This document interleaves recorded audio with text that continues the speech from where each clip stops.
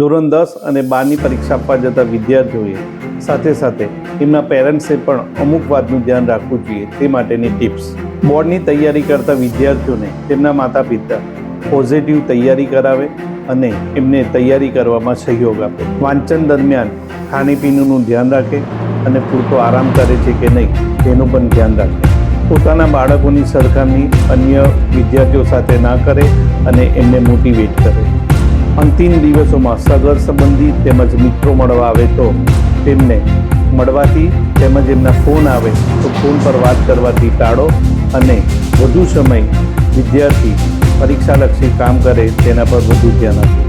બાળકને એક વાલી તરીકે સકારાત્મક વિચાર આપો કે આ પરીક્ષા જરૂરી છે પણ જીવનની અંતિમ પરીક્ષા નથી અને તેથી પરીક્ષા આપવી જરૂરી છે, પરંતુ બાળકને પોઝિટિવ એટીટ્યૂડ સાથે એક્ઝામ આપો અને રિલેક્સથી આપવા